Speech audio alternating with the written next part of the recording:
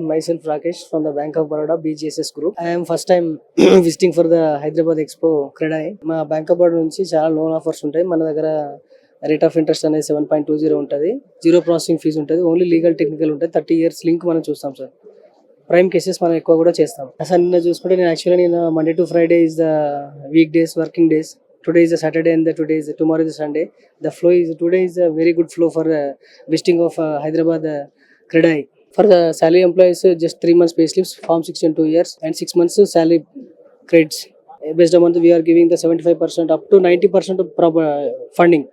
Property funding 90%. Sir, budget మనం ఇప్పుడు 50-60 lakhs budget నుంచి వాళ్ళకి మాత్రం ఎలిజిబిలిటీ అనేది ఇష్యూస్ ఉంటాయి.